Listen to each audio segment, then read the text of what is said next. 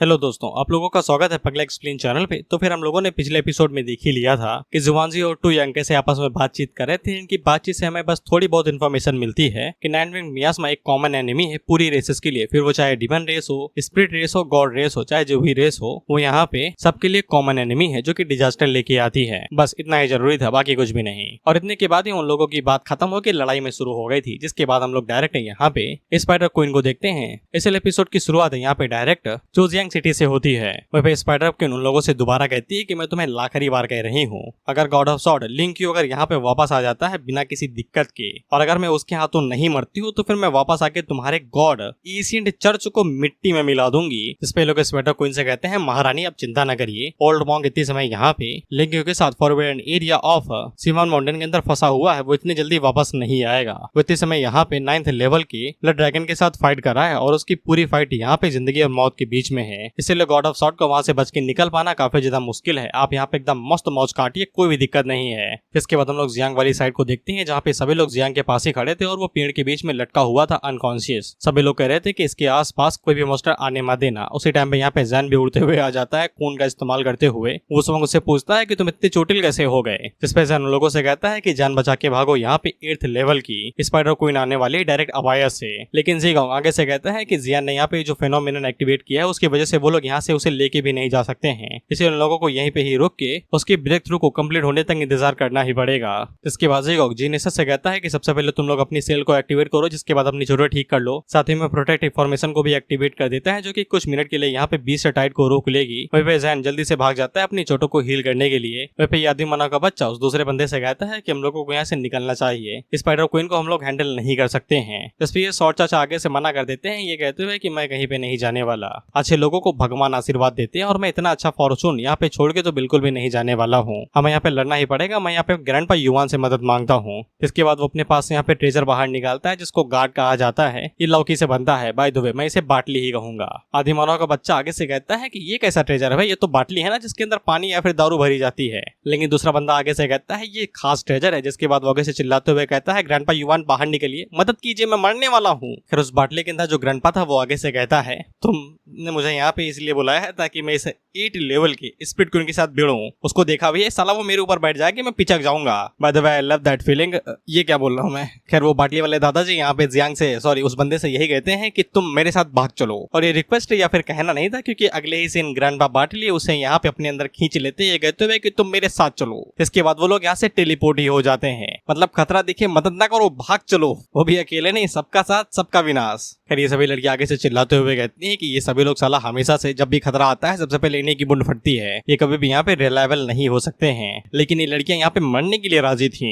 वो सुवांग की भी फटी बड़ी थी, बस वो दिखा नहीं रहा था। वो आगे से यही सोचता है अगर वो यहाँ से भाग जाएगा लड़कियों को पीछे छोड़ के, तो फिर वो कैसा इनविंसिबल कहलाएगा। वही पे ज़ीगांग जियांग की तरफ देखते हुए कहता है, लाला जल्दी से उठ जाओ, तो हर बिना हम लोगों का जी नहीं लगा था, अब मरने वाले हो कहाँ से भी लगेगा। खैर उन्हें यहाँ पे मरने से डर नहीं लगता है, उन्हें बस यही बात से डर लगता है कि अगर वो लोग मारे जाते हैं तो फिर जियांग को प्रोटेक्ट करने वाला कोई भी नहीं रहेगा। इसके बाद अगला सीन 2 मिनट पहले का होता है। हम लोग जियांग को यहाँ पे ओरिजिन स्पेस के अंदर देखते हैं। वही जियांग ने जानबूझ के यहाँ पे ये तुरंत अपना एवोल्यूशन शुरू नहीं किया था। उसने जैसे ही यहाँ पे जॉब ट्रांसफर क्वेस्ट एक्सएम्पेशन गार्ड का इस्तेमाल किया, वो डायरेक्ट यहाँ पे इस ओरिजिन स्पेस के अंदर चला आया। अगर वो इसे मना करेगा तो फिर उसे यहाँ पे जॉब ट्रांसफर वाली क्वेस्ट को कंप्लीट करना पड़ेगा, जो कि सरदर्दी होगी। और जियांग को अभी तक पता नहीं है कि बाहर मकड़ी नानी आ चुकी है। इसलिए जियांग को यह लगता है कि उसने बाहर जो यहाँ पे विंग्ड मियास्मा छोड़े हुए हैं वो काफी होंगे छोटे मोटे लेवल के बग्स को निपटाने के लिए। उसे यहाँ पे ज्यादा चिंता नहीं करनी है। ये जो तुम जियांग के सर के ऊपर इर्द गिर्द घूम रहे हो भाई, किसी ने गुलाब पेल के भाई ठुस मारी है, वही है। Sorry for the bad joke. ये भाई स्टार ऑक्यूपेशन डिस्क्रिप्शन है, बेसिकली जॉब की तरीके हैं। ये अगर तुम्हारे मुंडे पे फूटेंगे तो फिर तुम्हें नई तरीके के प्रोफेशन और एबिलिटीज मिलेंगी। तो जियांग को बस एक ही उम्मीद थी कि ये साले एडवांस वर्जन के हो, छोटी मोटी चीजें मुझे शौक नहीं है। इसके बाद जियांग के पास यहाँ पे ऑक्यूपेशन इंस्क्रिप्शन आने लगते हैं और वहीं पे ये टोटल 9 थे। 9 के बाद सारा पाड़ा खत्म हो जाएगा।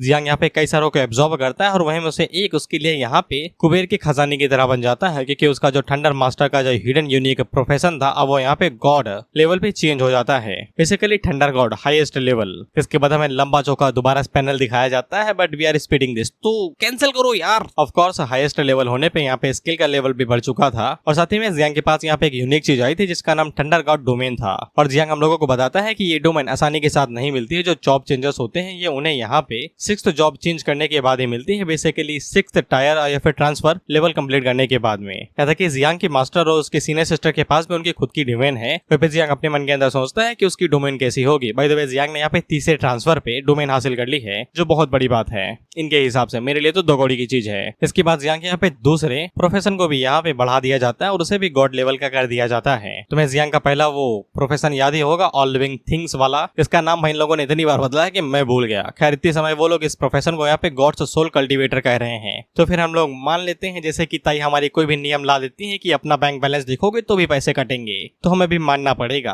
अगर तुम्हें ताई के बारे में नहीं पता तो she is the one of the best finance minister. वसूली कैसे करनी है साउथ के गुंडे यहाँ पे ताई से ट्यूशन लेके जाते हैं। अब यहाँ पे जियांग को एक और स्किल मिल जाती है जिसके लिए हमें लंबा चौका बताया जाता है। बस तुम इतना समझ लो जब भी ये कोई नई स्किल इस्तेमाल करेगा तो फिर यहाँ पे चांस रहेगा कि वो उसे इस्तेमाल करते करते उनका लेवल भी अपग्रेड कर सकता है। बाय द वे ये स्किल यहाँ पे बाकी लोगों के पास नहीं है, जो उन्हें स्किल मिलती है उनका लेवल फिक्स रहता है, फिर वो चाहे 2 दिन के लिए प्रैक्टिस करें या फिर 2 साल के लिए, स्किल का लेवल ना ही बढ़ेगा। इसके बाद यहाँ पे सभी चीजें बढ़ा दी जाती हैं। यहाँ पे जो रिप्रोडक्शन को एक्सीलरेट करने की एबिलिटी थी वो भी यहाँ पे कई गुना बढ़ जाती है। अब जियांग यहाँ पे लाखों बच्चे पैदा कर सकता है, और ये सारी बातें जियांग हमें दोबारा बताता है जो मैं तुम्हें नहीं बताने वाला, कि मेरे पास ये है, अब मैं ये ज़ेंग लैन को हरा दूंगा, उसे हरा दूंगा। साले पहले जागो तब हराना किसी को। दैट्स कॉल्ड ख्याली पुलाव बनाना, जो कि मैं बनाता हूँ अमीर बनने के बाद में ये करूंगा, बीवी के साथ ये करूंगा, पता चले विमेंस डे आ जाए और वो मुझसे कहे कि आज मैं करूंगी और चीख मेरी निकल जाए। That's horrible. ये वाला जोक रील से आया। रील देख रहा था, बीवी 12 करोड़ और प्रॉपर्टी में हिस्सा मांग रही थी BMW कार के साथ में। इधर मैं सोच रहा हूँ 2 लाख मिल जाए तो कम से कम थाईलैंड घुमाऊं। सॉरी यार दोस्त नहीं है ना मेरे, तुम्हें से बात कर सकता हूँ, सूरज दिहाड़ी पे जाता है इतने टाइम पे। खैर हम लोग स्टोरी पे वापस आते हैं। जियांग जब ये सब कुछ ख्याली पुलाव पका ही रहा था तभी हम लोग देखते हैं कि उसका न्यू मदर क्वीन भी यहाँ पे आ जाती है। By the way she is beautiful, और ये अपना नाम साओ चैन बताती है। फिर जियांग उसे कहता है कि उसने यहाँ पे अभी ना ही तो कुछ इस्तेमाल किया और ना ही यहाँ पे अपनी पावरफुल एबिलिटीज का इस्तेमाल किया है। वो अचानक से यहाँ पे ह्यूमनॉइड फॉर्म के अंदर कैसे आ गई। बेसिकली जब यहाँ पे जियांग अपना ट्रांसफर या फिर ट्रांजिशन कंप्लीट करता है तभी ये लोग ह्यूमनॉइड फॉर्म ले सकते हैं, उससे पहले ये कीड़े की फॉर्म के अंदर ही रहेंगे। देखा ही होगा तुमने। खैर के लिए ये पूरा पैनल कट होकर न्यू पे आ जाता है जहाँ पे हम लोग मदर क्वीन को देखते हैं, जिसके ऊपर यहाँ पे कई सारे इंसेक्ट एक साथ हमला कर देते हैं, और साथ ही में 9 भी। वहीं पे सभी लोग आगे से कह रहे थे कि ये दोनों ही यहाँ पे नेचुरल डिजास्टर लेवल पे हैं। वहीं पे स्पाइडर क्वीन ने भी आगे से अपने बच्चों को रिलीज कर दिया था। अब बच्चों की लड़ाई आपस में हो रही है और मदर देख रही है कि लड़ो, पैसे दिए हैं मैंने, पैदा किया है, लड़ो। वहीं पे ये जितने भी थे ये सभी एक साथ यहाँ पे स्पाइडर क्वीन के ऊपर हमला कर रहे थे ताकि यहाँ पे 9 को मौका मिल सके स्पाइडर क्वीन को हराने के लिए। वहीं पे ये सभी अपनी पूरी जान लगा रहे थे ताकि यहाँ पे जियांग को कुछ भी ना हो। वहीं पे हम लोग को देखते हैं जो कि आगे से यहाँ पे इटर्नल आइस शील्ड के साथ साथ यहाँ पे वाइड बैरियर भी बना देती है ताकि कोई भी यहाँ पे जियांग के पास ना आ पाए। अगर ये लोग ज्यादा अंदर घुस आते हैं तो वो शील्ड को ही डिटोनेट कर देगी। हम लोग यहाँ पे मदर क्वीन को देखते हैं जो कि कुछ ज्यादा ही पावरफुल थी। वो हाथों से बस एक ही लहर मारती है तो ये लोग एकदम झटके से पीछे ही गिर जाते हैं। वहीं पे जिनकी शील्ड और बैरियर थी उसके टुकड़े टुकड़े हो जाते हैं। इसके बाद 9 यहाँ पे रोते रोते अपने मिनी वर्जन में जियांग के पास आती है और उसे बताती है कि वो साली डायन काफी ज्यादा ताकतवर है। एक तो बच्चों को उसने हाथ मार के मार दिया और ऊपर से हमारी हालत भी ढीली कर दी है। एक तो डायपर पहना हुआ है, नहीं तब तक पतलून भी गीली हो जाती, कुछ तो करिए। इस पे जियांग आगे से जाग जाता है, ये कहते हुए कि अब तुम्हें किसी भी चीज की चिंता नहीं करनी है, फादर इज अवेकन नाउ। इसके बाद जियांग आगे से ग्रोथ ऑफ ऑल थिंग्स, ये इसकी स्किल का नाम है, उसका इस्तेमाल करते हुए यहाँ पे बिलो को बाहर निकालता है और सभी लोगों को सिटी में वापस भेज देता है ताकि उन्हें कोई नुकसान ना और उन्हें चोट ना आए। वो सभी आगे से यही कहते हैं कि हम लोग फाइट कर सकते हैं, हम इस तरीके से वापस ना भेजो। जियांग उन लोगों से कहता है चुप रहो यार, कितना बोलती हो साला, जब देखो तब मदद करूंगी, ये करूंगी, कभी कभी तो कहना तो मान लो यार, जाओ यहाँ से ताकि मैं फुल पावर को रिलीज कर सकूं और आसानी के साथ फाइट कर सकूं, कोई मेरे ऊपर बोझ ना बने, भाग जाओगे यहाँ से। वहीं पे स्पाइडर मदर क्वीन यहाँ पे जियांग से कहती है कि बच्चे तुझमें कुछ ज्यादा ही गूदा नहीं है या फिर तू कुछ ज्यादा ही उड़ रहा है। वहीं पे 9 जियांग से पूछती है क्या वो सभी लोग यहाँ पे बच्चों को दोबारा यहाँ पे एक्सप्लोड करने वाले हैं जिससे वो सभी मारे जाएंगे। इस पे जियांग आगे से बताता है अगर वो यहाँ पे उन सभी को डिटोनेट करेगा तो फिर उसके साथ साथ उसे भी दर्द होगा, उसे भी बच्चों की चिंता है भाई, एक तरीके से बाप ही है उनका,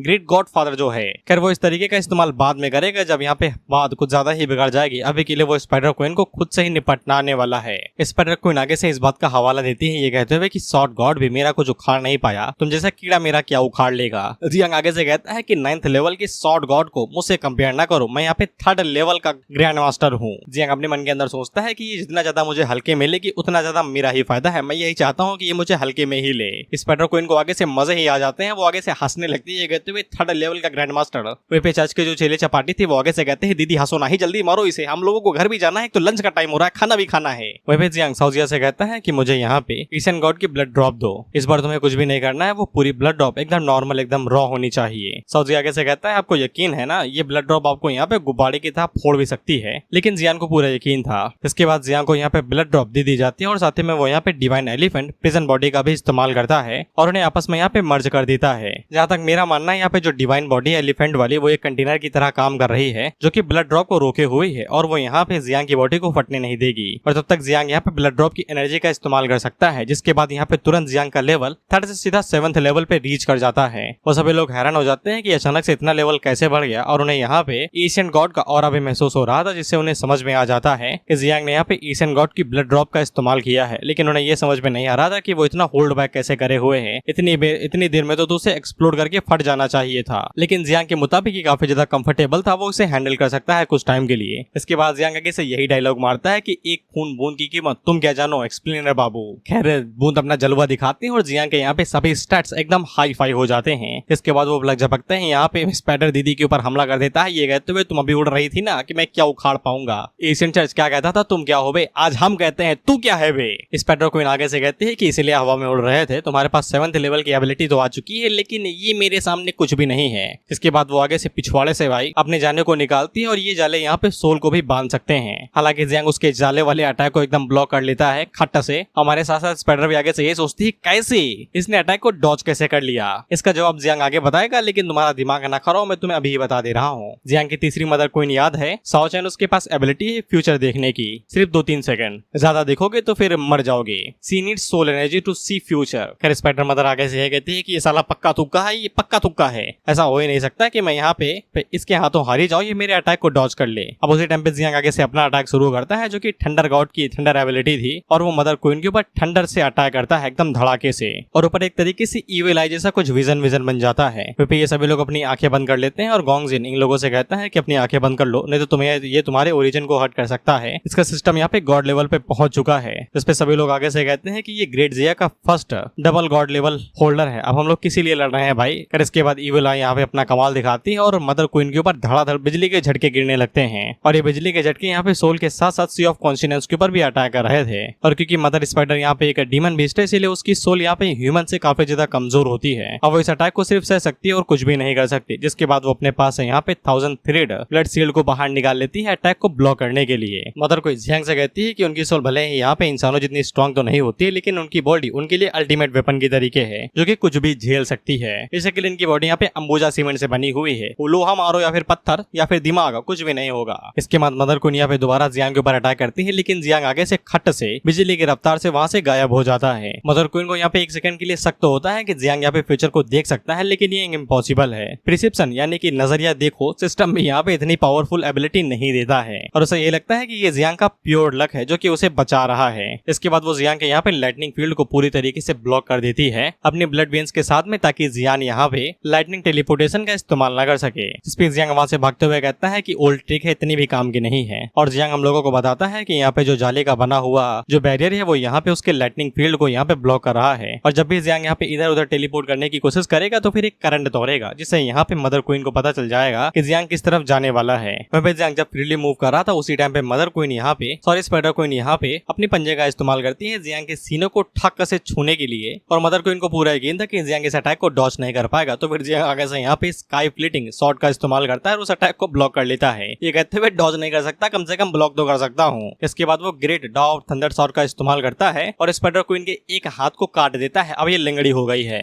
फिर जियांग के स्ट्रेंथ देख के ये सभी लोग भी हैरान हो जाते हैं, क्योंकि जियांग के ब्लेड की जो पावर थी वो बुढ़ों से कम नहीं थी। वहीं ज़ीगोंग यही सोच रहा था कि जियांग के पास यहाँ पर कोई प्रिसिप्शन टाइप का सिस्टम है क्या, कोई हिडन प्रोफेशन जिसे वो यहाँ पे अटैक को प्रेडिक्ट कर पा रहा है, वो भी एक नहीं कई बार अलग अलग तरीके के। इस पर यूनसो आगे से बताती है कि ये इम्पॉसिबल है, क्योंकि 8 लेवल के जो यहाँ पे बींग्स होते हैं वो यहाँ पे हेवन के सीक्रेट्स को ब्लॉक कर सकते हैं, यानी कि कुछ खास तरीके की एबिलिटीज की। अगर उनका लेवल यहाँ पे 8 से नीचे है, अगर 8 से ऊपर है तो फिर वो लोग शायद से उस एबिलिटी का इस्तेमाल कर सकते हैं, लेकिन जियांग चन के लिए ये सभी हाथ से एकदम नामुमकिन है, वो इनमें से किसी चीज का भी इस्तेमाल नहीं कर सकता है। फिर जियांग ने यहाँ पे जो टांग काटी है वो काफी मुश्किल से ही काटी है, उसे यहाँ पे ब्लड एसेंस की जरूरत पड़ रही है और धीरे धीरे करके बॉडी उसकी यहाँ पे अपनी लिमिट तक पहुंच रही है, इसलिए जियांग को यहाँ पे बहुत जल्दी फाइट खत्म करनी पड़ेगी जाएगी, नहीं तो वो यहाँ पे हार्ट अटैक से ही मारा जाएगा और उसकी बॉडी यहाँ पे एक्सप्लोड कर जाएगी। स्पाइडर क्वीन भी चिल्ला चिल्ला के कह रहे थे कि तुम्हारी हिम्मत कैसे मुझे चोट पहुंचाने की। अरे भाई जब लड़ाई करोगे तो मुंह टूटेगा ही ना, देसी दारू पियोगे तो फिर नाले में गिरोगे ही। लेकिन जियांग यहाँ पे जले पे नमक छिड़क रहा था ये कहते हुए कि तुम्हारा एट लेवल का कुछ भी नहीं है, तुम तो मेरे अटैक के सामने टिक भी नहीं पा रही, इसलिए कई सौ सालों तक यहाँ पे अबायस के अंदर छुपी हुई थी। और जियांग ये जानबूझ के कर रहा था जितना ज्यादा यहाँ पे स्पाइडर क्वीन को गुस्सा आएगा उतना ज्यादा वो दिमाग कम लगाएगी और अंधा सीधा अटैक करेगी। और इसका असर हम लोग देखते भी हैं, स्पाइडर क्वीन का पारा हाई हो जाता है तो वो आगे से चिल्लाते हुए कहते हैं कि सॉर्ड गॉड ने यहाँ पे उसके ओरिजिन को पिछली बार हार्ड कर दिया था, इसीलिए वो उसका इस्तेमाल नहीं करना चाहती है, लेकिन जियांग के उंगली करने की वजह से अब वो उसका इस्तेमाल करेगी, भले ये चाहे उसे यहाँ पे किसी भी परिणाम से गुजरना पड़े। इसके बाद जब वो यहाँ पे फाइनल अटैक की तैयारी करने लगती है तो फिर उसका प्रेशर काफी ज्यादा हाई था। जीगोंग और बाकी सभी लोग इसी बारे में सोच रहे थे कि जियांग यहाँ पे उस प्रेशर को हैंडल भी कर पाएगा। उसी टाइम पे जियांग यहाँ पे पूरी बाजी पलट देता है ये कहते हुए, बहुत अच्छे, तुमने यहाँ पे अपने ओरिजिन का इस्तेमाल करके यहाँ पे अपने डोमेन को कास्ट करने वाले थे, लेकिन तुम मुझसे बस कुछ कदम पीछे रह गई। और जियांग यहाँ पे अपनी थंडर गॉड इटर्नल डोमेन को एक्टिवेट कर देता है और डोमेन जैसे ही एक्टिवेट होती है तो फिर स्पाइडर क्वीन के ऊपर धड़ाधड़ बिजलियों के झटके गिरने लगते हैं और वो आगे से चीखते हुए पूछती है कि तुम्हें कैसे पता चला कि मैं अपने डोमेन का इस्तेमाल करने वाली थी और एक थर्ड लेवल के कल्टिवेटर के पास इतनी पावरफुल डोमेन कैसे हो सकती है। और साथ ही में वो ये भी पूछ रहे थे कि मेरी डोमेन यहाँ पे इनइफेक्टिव क्यों है, वो पूरी तरीके से काम क्यों नहीं कर रही। इस पे जियांग पे पहले सवाल का जवाब देता है कि तुम काफी ज्यादा धीरे हो और दूसरी बात ये कि मेरी डोमेन यहाँ पे काम क्यों नहीं कर रही, तो फिर मेरी डोमेन ज्यादा स्ट्रॉन्ग है यहाँ पे, इसलिए जियांग का दबदबा है। हालांकि स्पाइडर क्वीन को बिल्कुल भी यकीन नहीं होता, वो कहती है इम्पॉसिबल। जियांग उसे कहता है कि मुझे तुम्हें समझाना भी नहीं है, पैसे बचेंगे और ट्रांसलेटर का दिमाग कम खराब होगा। इसके बाद जियांग आगे से यहाँ पे अल्टीमेट टेक्निक का इस्तेमाल करता है जिसका नाम था 3000 थंडर टेलीब्यूशन, जिसे स्पाइडर क्वीन के ऊपर यहाँ पे लगातार बिजली गिरती रहती है जिससे उसकी हालत खराब हो जाती है। जिसके बाद वो यहाँ पे आगे से माफी तो मांग रही थी कि मुझे छोड़ दो, मैंने गलती की है, मुझे अपनी गलती का एहसास हुआ है, लेकिन वो साथ ही में यहाँ पे अपनी सोल्स को भी आजाद कर रही थी। जियांग उसे कहता है कि ये ट्रिक्स मेरे ऊपर काम नहीं आती हैं, तिरछी नजरें हैं मेरी, इंसान क्या मैं तो उसकी आत्मा भी जाग लेता हूँ। खैर जियांग यहाँ पे उसकी सोल को भी जाने नहीं दे सकता है क्योंकि उसकी सोल भी काफी ज्यादा खतरनाक परेशानी बन सकती है इन लोगों के लिए। वहीं पे थंडर टेलीविजन को यहाँ पे थोड़ा बहुत टाइम लगेगा उसकी सोल को पूरी तरीके से डिस्ट्रॉय करने के लिए। इसके बाद वो नाइन से कहता है कि तुम बाहर आ जाओ, अब ये खतरे में नहीं है, तुम इसकी बॉडी को पूरी तरीके से खा सकती हो। और उसी टाइम पे जियांग की बॉडी जवाब दे जाती है और वो दोबारा अपनी नॉर्मल फॉर्म में आ जाता है। सौचन बाहर निकलती है और उसे पूछती है कि तुम ठीक तो हो। साथ ही में वो जियांग से माफी भी मांगती है कि वो काफी ज्यादा यूजलेस है, वो किसी काम के नहीं है। लेकिन जियान उसे कहता है कि वो लोग यहाँ पे उसकी प्रिडिक्टिव बेसिकली फ्यूचर देखने की एबिलिटी की वजह से यहाँ पे जिंदा बच गए, नहीं तो वो अब तक यहाँ पे कई बार मारे जा चुके होते। इस पे सौचन आगे से शर्मा के कहती है थैंक यू। इसके बाद हमें यहाँ पे सौचन के नेम के बारे में बताया जाता है, बेसिकली ओरिजिन के बारे में, कि यहाँ पे सौचन का जो नाम है वो यहाँ पे time spring and autumn bug है, बेसिकली वसंत ऋतु और सर्द ऋतु। बाय द वे ये समर चल रहा है और इसके बाद फाल चलेगा जिसके बाद कहीं सर्द ऋतु आएगी। हमें यहाँ पे सौचन की डिस्क्रिप्शन के बारे में बताया जाता है कि वो यहाँ पे समय की धारा में पैदा हुई है काफी लंबे टाइम तक रहने के बाद में, इसीलिए उसका ओरिजिन यहाँ पे समय के बराबर ही है, यानी कि सौचन को तुम एक तरीके से चलती फिरती घड़ी ही मानो। इसके बाद हमें यहाँ पे कुछ फीचर्स के बारे में बताया जाता है जैसे कि आइस ऑफ टाइम, यहाँ पे वो 10 बच्चों को कंज्यूम करके 3 सेकंड का फ्यूचर देख सकती है और ज्यादा से ज्यादा यहाँ पे 10 साल का देख सकती है। ऑफ कोर्स की संख्या बढ़ जाएगी। साथ ही में यहाँ पे कम से कम 48 बच्चों को जन्म दे सकती है, लेकिन 48 में से ज्यादातर 30 मारे जा सकते हैं, चांसेस हैं। इननी टैलेंट अभी तक अनलॉक नहीं हुआ है। इसके बाद रिप्रोडक्शन के बारे में बताया जाता है, पहला जो नेचुरल तरीका है इससे वो यहाँ पे हर एक घंटे में एक बच्चा दे सकती है। साथ ही में जियांग यहाँ पे अपनी जिंदगी का थोड़ा सा लाइफ स्पेन कंज्यूम करा के यानी कि उन्हें दे के आगे के फ्यूचर देख सकता है। फिर इसके बाद जियांग यहाँ पे सौचन को वापस भेज देता है उसके घर में ये कहते हुए कि अभी बाहर ना आना, मैं तुमसे बाद में बात करूंगा आके। वहीं पे ये सभी लोग यहाँ पे जियांग की डोमेन देख के हैरान हो गए थे कि जियांग के पास यहाँ पे डोमेन कैसे हो सकती है, वो तो सिर्फ थर्ड लेवल पे है, ये तो सिर्फ उनके पास होती है जो कि यहाँ पे 6 या फिर ऊपर के लेवल के होते हैं, लेकिन साले के पास यहाँ पे डोमेन के साथ साथ डुअल गॉड लेवल का जॉब भी है। वहीं पे लोग जैन को देखते हैं जो कि अपने मन के अंदर यही सोच रहा था कि जियांग ने यहाँ पे 8th रैंक के स्पाइडर किंग के साथ अकेले फाइट किया और उसे हरा भी दिया, और वो अगर वो खुद को देखे तो फिर उसके हालात ये इतने खराब हो चुके हैं, अगर वो यहाँ पे एलेक्सर का इस्तेमाल न कर सकता जो वो अपने साथ लाया था तो वो अब तक यहाँ पे लंगड़ा हो चुका होता। उस वांग भी यहाँ पे जैन को दिलासा देते हुए कहता है कि हम सभी लोग भी यहाँ पे गॉड लेवल के जॉब होल्डर्स हैं, लेकिन इसके बावजूद जियांग चंद ने हमें यहाँ पे पैरों तले कुचल दिया है। लेकिन जैन को अभी तक यहाँ पे हार मंजूर नहीं थी, वो अभी भी यहाँ पे जियांग के साथ कम्पीट करना चाहता था। वो अभी भी यही कह रहा था कि वो जियांग से बेहतर बनेगा और उसे सप्रेस कर देगा टैलेंट के मामले में। अगर उसके पास टैलेंट नहीं है तो फिर वो यहाँ से अबायस के अंदर जाएगा अपॉर्चुनिटीज को ग्रैब करने के लिए। हम लोग लू को देखते हैं जो कि यहाँ पे जियांग की तारीफ कर रही थी, ये कहते हुए कि जियांग इतना ज्यादा गिफ्टेड है कि उसके सामने कड़ी मेहनत की कोई औकात नहीं है। एटलीस्ट उससे तो बेहतर ही है जैन हमारा, कम से कम जरूरत के समय किसी के सामने भीख तो नहीं मांगनी पड़ती, कम से कम खुद को बचा तो सकता है, भले चाहे खुद के ही हाथ क्यों ना काटने पड़े। Be proud bro, we are with you. अब उसी टाइम में हम लोग उस एशियन गॉड के अल्ट्रा को देखते हैं जो कि गुफा के नीचे ही है। आल्टर बेसिकली उसको कहते हैं जिसकी पूजा की जाती है या फिर जहाँ पे सेक्रीफाइस दिया जाता है। इसके सामने यहाँ पे 7th सीट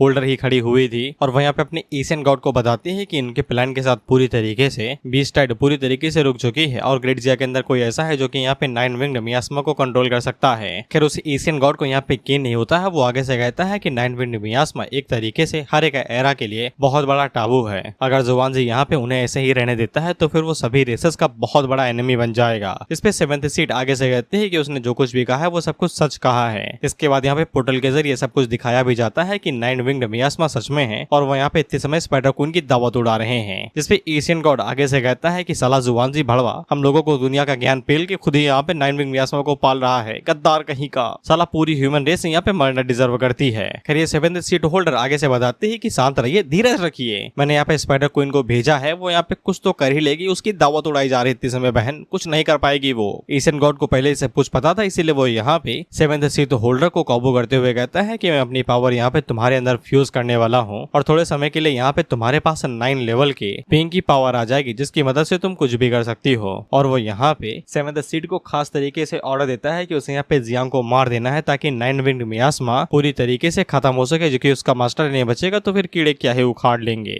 इसके बाद सिटी के सभी लोगों को सेक्रीफाइस कर देना जिससे मेरे यहाँ पे आने की तैयारी हो सके और मेरे लिए रास्ता खुल जाए, जिसके लिए 7th सीट आगे से मान जाती है। और इसके पास यहाँ पे टोटल 10 ही मिनट है। 10 ही मिनट के अंदर यहाँ पे इसे जियांग को मारना भी पड़ेगा और सभी लोगों को सेक्रीफाइस भी करना पड़ेगा। 7th सीट यहाँ पे गॉड से कहती है कि तुम जिंदा ना करो यार, मैं तुम्हारे लिए कुछ भी करूंगी। और तुम जैसे स्पाइडर क्वीन के बारे में बात कर रहे हो उसकी दावत उड़ाई जा रही है। अब वो कुछ भी नहीं कर सकती, तुम्हें सब कुछ करना पड़ेगा और हो सके तो उसकी सोल लेते आना, उसे खा लूंगा तो मैं थोड़ा ताकतवर हो जाऊंगा। इसके बाद सीन शिफ्ट होकर यहाँ पे केव के ऊपर दोबारा आ जाता है जब हम लोग जुवानजी और यूटंग को देखते हैं। यही नाम था शायद डीमन रेस का डीमन लॉर्ड, जो कि यहाँ पे जुवानजी के साथ फाइट कर रहा था, लेकिन जुवानजी इस समय यूटंग के ऊपर ज्यादा भारी पड़ रहा था। फिर वो यूटंग से कहता है कि तुम सही थे, मुझे यहाँ पे उनकी बॉडी लेने के लिए जाना ही नहीं पड़ेगा क्योंकि यहाँ पे बॉडी इतने समय स्पाइडर क्वीन की कलेक्ट की जा रही है। इस पे यूटंग आगे से हंसते हुए कहता है तुम्हें क्या लगता है कि स्पाइडर क्वीन हमारा लास्ट ट्रम्प कार्ड थी। इसके बाद यहाँ पे एक और वार्निंग दी जाती है जो कि 9th लेवल के एनिमी की थी, जो कि चू जियांग की तरफ आगे बढ़ रहा था और ये यहीं से 7th सीट होल्डर थी। फिर यूटंग यहाँ पे जुबान से कहता है कि कैसा रहेगा कि हम लोग यहाँ पे लोगन छुपाई खेले, मैं यहाँ पे छुपूंगा, अगर तुम मुझे ढूंढ लेते हो तो फिर मैं यहाँ से चला जाऊंगा,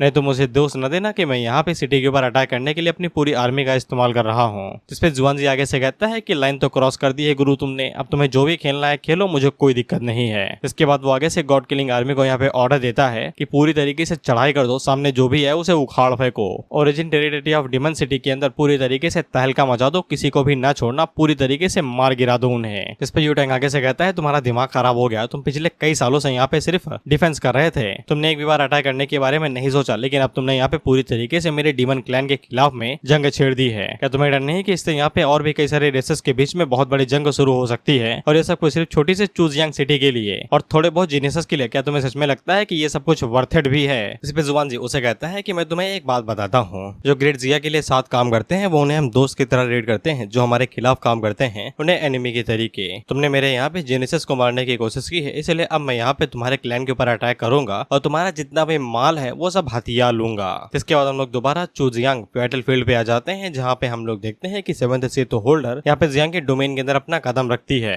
फिर वो जैसे ही डोमेन के अंदर आती है तो आगे से फालतू की बातें बोकने लगती है, ये कहते हुए कि ये छोटी सी डोमेन यहाँ पे स्पाइडर क्वीन को हरा सकती है। साला कितनी लालत है यहाँ पे स्पाइडर क्वीन के अंदर, जो वो ऐसी ट्रिक के अंदर फंस गई। इसके बाद वो आगे से कहते हैं लेकिन मेरे जैसे ताकतवर के सामने ये डोमेन किसी काम की नहीं है। इसके बाद जब वो यहाँ पे अपनी पावर को रिलीज करती है तो फिर जियांग की जो डोमेन थी एक झटके के अंदर ही यहाँ से गायब हो जाती है, जिसपे स्पाइडर क्वीन को ऐसा लगता है कि वो यहाँ पे जिंदा बच गई है और उसे भी पता चल जाता है कि 7th सीट होल्डर के पास यहाँ पे एशियन गॉड का प्योर ऑरा आ चुका है। तो फिर जियांग को जैसे ही ये वाला ऑरा महसूस होता है उसे समझ में आ जाता है कि अब उसके और भी ज्यादा बुरी तरीके से लग गए, क्योंकि अब उसके अंदर यहाँ पे स्ट्रेंथ ही नहीं बची हुई है कुछ भी करने की। इसके बाद 7th सीट होल्डर यहाँ पे जियांग को अपना जीवन परिचय देती है कि उसका नाम यहाँ पे लवर है, हमें नहीं चाहिए तुम्हारा प्यार, जाओ यहाँ से। और वो जियांग से कहती है कि हम लोग पहली बार मिल रहे हैं तो फिर चलो मैं तुम्हें बताती हूँ कि मैं यहाँ से तुम्हें सीधा नीदर वर्ल्ड भेजने के लिए आई हूँ। इसके बाद वो अपने हाथ को ऊपर उठाती है और 9 विंग मियास्मा के जितने भी कीड़े यहाँ पे थे वो सभी एक झटके के अंदर ही यहाँ पे उन्हें फोड़ देती है, बिल्कुल आतिशबाजी की तरीके, जिससे 9 की फटके 4 हो जाती है। वो आगे से रोते हुए कहती है बचाओ भाई, काहे लिए खड़े हो यहाँ पे? जियांग उसे कहता है कि चुपचाप यहाँ से गायब हो जाओ, दिखाई ना देना 2-3 दिन के लिए यहाँ पे, जब तक मैं न कहूँ तब तक बाहर ना आना। इसके बाद वो जियांग को एकदम लाश की तरीके उठा लेती है, ये कहते हुए कि तुम्हारे चेहरे से तो ऐसा लगता है कि तुम अभी तक डिससेटिस्फाई हो, ऐसा लगता है कि जो आतिशबाजी मैंने तुम्हारे तुम्हारी आंखों के सामने की उसे तुम खुश नहीं हुए। वहीं पे ये सभी लोग एकदम पूरी तरीके से बेबस थे क्योंकि प्रेशर के सामने ये लोग हिल तक नहीं पा रहे थे। जियांग को बचाने के बारे में भूल ही जाओ। इसके बाद जियांग यहाँ पे अपने ट्रम्प कार्ड को बाहर निकालता है और वो साउजिया से कहता है कि जल्दी से बाहर आओ और साथ ही में डार्क डीमन को भी रिलीज कर दो। तो फिर साउजिया जैसे ही बाहर निकलता है तो वो यहाँ पे डार्क डीमन को भी रिलीज कर देता है। वहीं पे सेवेंथ सीथ होल्डर जैसे ही यहाँ पे डार्क डीमन को देखती है तो वो काफी ज्यादा हैरान हो जाती है क्योंकि ये भी यहाँ पे 9th लेवल का डार्क डीमन था जो कि एशियन गॉड की सी ऑफ कॉन्शियसनेस के अंदर रहता है। और वो जियांग से पूछती है कि उसके पास ये आगे से गया, वो इसे ऐसे कैसे समन कर सकता है। हालांकि डार्क डीमन को इस सभी बातों से कोई भी लेना देना नहीं ना, वो सीधा यहाँ पे 7th सीथ होल्डर के ऊपर हमला कर देता है और जियांग उसे कहता है कि आज तुम यहाँ पे यहीं पे ही मरोगे। तुम्हें 9 विंग्ड मियास्मा तो नहीं मार सकते लेकिन डार्क डीमन जरूर मार देगा। हालांकि 7th सीथ होल्डर यहाँ पे पूरी तरीके से फाइट बैक करने की कोशिश कर रही थी। वहीं पे साउजिया जियांग को बता देता है कि यहाँ पे डार्क डीमन को थोड़ा सा टाइम लगेगा लेकिन वो पक्का यहाँ पे 7th सीथ होल्डर को हरा ही देगा। लेकिन डार्क डीमन यहाँ पे सिर्फ 10 सेकंड के लिए ही रह सकता है, नहीं तो उसको हेवन डाउ यहाँ पे पूरी तरीके से डिस्ट्रॉय कर देगा।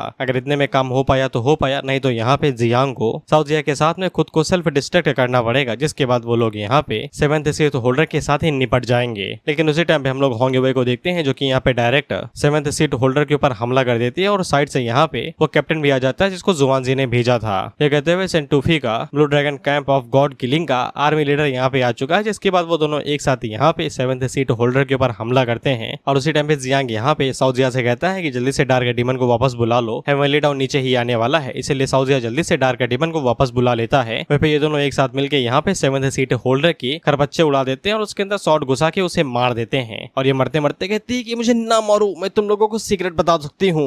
इस पे ये रुक भी जाते हैं क्योंकि इन्हें अभी यहाँ पे सीक्रेट जानने की जरूरत है। होंग ये वो उसे कहती है बकना शुरू करो इससे पहले कि मैं तुम्हारे टुकड़े टुकड़े कर दूं। इस पे 7th सीथ होल्डर आगे से कहती है कि उसे सब कुछ पता है, वो उन लोगों को बताती है और वो उन लोगों को बताती है कि चू जियांग सिटी के नीचे एक बहुत बड़ी अंडर वाली गुफा है जहाँ पे एक अल्टर बना हुआ है जो कि यहाँ पे अवायस के साथ जुड़ा हुआ है। और वो लोग यहाँ पे चू जियांग सिटी के सभी लोगों को सेक्रीफाइस करने वाले थे और उनकी जो ब्लड और सोल होगी वो यहाँ पे crops of primordial demon clan absorb कर लेगा, जिससे वो लोग यहाँ पे एशियन गॉड को नीचे बुला सकते हैं। इससे वो ग्रेट जिया के अंदर दोबारा आ जाएंगे और वो लोग यहाँ पे ग्रेट जिया को हरा देंगे। जियांग उसे कहता है कितना है, जिसपे वो आगे से यहाँ पे एशियन गॉड की कसम खाते हुए कहती है हाँ इतना ही। उसने जो कुछ भी बताया वो सब कुछ एकदम सच है। इसके बाद आजिया यहाँ पे अपने साइज को बड़ा करता है और 7th सीथ होल्डर को खा जाता है, ये कहते हुए दावत के लिए शुक्रिया। ये कहते हुए इसके अंदर यहाँ पे एशियन गॉड का फ्लेवर आ रहा है लेकिन खाने के लिए ठीक है। वहीं पे हम लोग स्पाइडर क्वीन को देखते हैं जो कि जान बचाते हुए वहां से भाग रही थी। जियांग उसे कहता है कि ऐसे ना भागो नहीं लंगड़ी हो जाओगी। इसके बाद वो 9 से कहता है जाओ और जाके तुम्हारा खाना भाग रहा है भाई, जाओ और जाके उसे खा लो। इस पे 9 भागते हुए जाती है और वहाँ पे 9th स्पाइडर को पकड़ के उसे खाने लगते हैं, ये कहते हुए थैंक यू थैंक यू।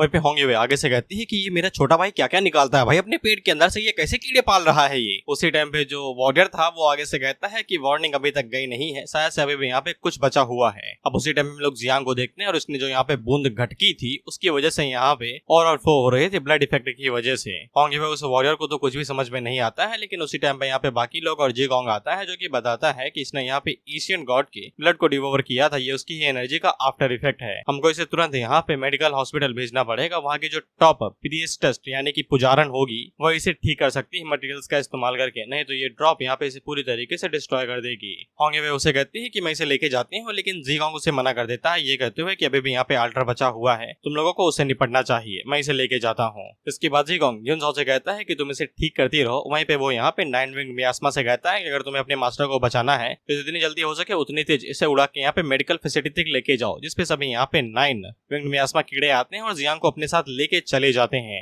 और इनको मैं एक ही चीज कहना चाहूंगा, अपना काम धंधा करो भी, तुम्हारे पास कोई काम धंधा नहीं है क्या? घर में जाओ, रहो जाके वहाँ पे, फालतू के टसुए बहा रहे हो। इसके बाद हम लोग यहाँ पे इन दोनों को देखते हैं और इन्हें घंटा जियांग के जिंदा नहीं, उन्हें पता है कि भड़वा मर भी जाए तो हमसे कोई लेना देना नहीं है, इन्हें बस यहाँ पे मॉन्स्टर्स को मारना है ताकि ये लोग अपनी रैंकिंग को थोड़ा सा बेहतर कर सके। इसके बाद अगला सीन अंडरग्राउंड अल्डर का होता है, जहाँ पे ये दोनों लगातार अल्डर के ऊपर हमला करते रहते हैं, लेकिन अल्डर को कुछ भी नहीं होता। इसके बाद वो एशियन रेडिमन बाहर निकलता है जो कि उन लोगों से कहता है तुम्हारी हिम्मत कैसे हुई मेरे अल्डर को डिस्ट्रॉय करने की।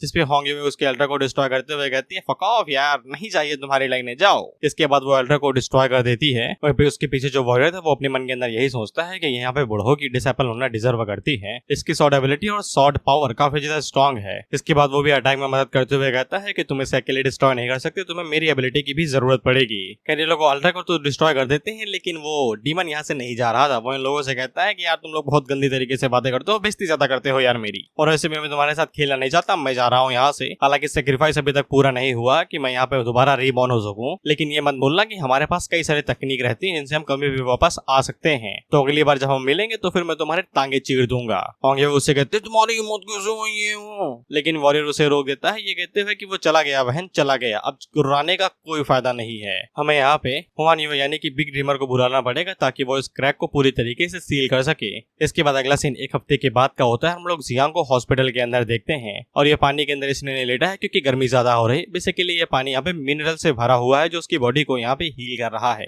उसी टाइम पे नाइन बाहर निकलती है जो कि जियांग से कहती है कि वो उठ चुका है, तो वो उसको देख के काफी ज्यादा खुश है। साथ ही में वो जियांग को ये भी बता देती है कि वो रिप्रोडक्शन के लिए रेडी हो चुकी है और उसके जो बच्चे हैं वो भी रिप्रोडक्शन के लिए रेडी हो चुके हैं। अब वो लोग यहाँ पे ढेर के ढेर सारे बच्चे दे सकते हैं। जियांग पहले तो उसकी तारीफ करता है उसे मसाज देते हुए, और बाद में उसे कहता है कि थम जाओ जरा यार, घर छोटा सा है, इतना काफी नहीं होगा तुम्हारे बच्चों के लिए और ना ही हमारे लिए, थोड़ा सा इंतजार कर लो, जिसके बाद हम लोग एक बड़ा घर ढूंढ लेंगे, जिसके बाद तुम अपना रिप्रोडक्शन शुरू कर देना। जिससे नाइन काफी ज्यादा खुश हो जाती है और वो यहाँ पे साउथ जिया के सामने जानबूझ के चिल्ला चिल्ला के कह रही थी कि उसे नया और बड़ा घर मिलने वाला है। वह जियांग अपने मन के अंदर यही सोच रहा था कि उसके पास अब यहाँ पे इतना अच्छा कुछ माल वाल हो चुका है, सारा माल वाल हो चुका है। अब यहाँ पे जो बच्चे होंगे उनकी कॉस्ट यहाँ पे कम से कम ज्यादा हो चुकी होगी और वहीं पे वो कम से कम 1 बिलियन के आसपास होंगे। इसलिए एक बड़ा घर ढूंढना काफी ज्यादा जरूरी है ताकि वो लोग आगे में कोई दिक्कत न कर सके। अब उसी टाइम पे साउथ जिया भी बाहर निकलता है और वो जियांग से कहता है कि उसे नया और बड़ा घर कब मिलेगा, वो भी यहाँ पे रिप्रोड्यूस करने वाला है। जियांग उसे कहता है कि मेरी बॉडी काफी नहीं है क्या, इसी के अंदर रहो। तो साउथ जिया आगे से कहता है कि आपकी बॉडी 2 कौड़ी की है, मुझे बिल्कुल नहीं पसंद, नया घर चाहिए अभी की अभी। जियांग उसे कहता है कि जब साउथ जिया नए घर में शिफ्ट हो जाएगी तो फिर तुम उसका रूम इस्तेमाल करने ला। साउथ जिया आगे से कहता है नहीं, आई एम ए मैन, कैसा रहेगा कि मैं अपनी बहन की छोड़ी हुई चीजें इस्तेमाल करूंगा, सब मुझे छुटकू छुटकू कह के बुलाएंगे। तो जियांग उसे यहाँ पे थोड़ा सा बहुत खाने का लालच देता है, तो फिर यहाँ पे साउथ जिया तुरंत मान जाता है, ये कहते हुए कि कोई फर्क नहीं पड़ता, जब तक एक आदमी जिंदा है तब तक सब कुछ ठीक है, कोई भी दिक्कत नहीं है। इससे जियांग को समझ में आ जाता है कि पेरेंट होना काफी ज्यादा टफ है। उसी टाइम पे साउथ जिया पानी की तरफ इशारा करते हुए कहता है क्या मैं इसे पी सकता हूँ। जियांग उसे पूछता है कि यार तुम सर्वाहारी हो क्या, कुछ भी खा लेते हो। तो साउथ जिया आगे से बताता है सर्वाहारी नहीं हो, बस यहाँ पे न्यूट्रिशन और मिनरल्स की जरूरत है। ये पानी के अंदर काफी ज्यादा माल अच्छा खासा है और ये टॉप ग्रेड का इंग्रेडिएंट है। जियांग उसे कहता है जाओ जाओ खा लो भाई, मुझे कोई फर्क नहीं पड़ता। इस पे साउथ जिया आगे बढ़ता है और उस पूरे पानी को यहाँ पे सूप की तरह गटक जाता है। जियांग उसे पूछता है टेस्ट कैसा है भाई, मैंने पैर 2 महीने से नहीं धोए थे और ना ही 2 महीने से नहाया हूँ, टेस्ट कैसा आ रहा है। साउथ जिया आगे से कहता है खुद पी लो ना अगर इतना ही जानने का शौक चढ़ाया है। इसके बाद वो अपने बच्चों को भी यहाँ पे रिलीज करता है और वो लोग यहाँ पे पसीने पानी में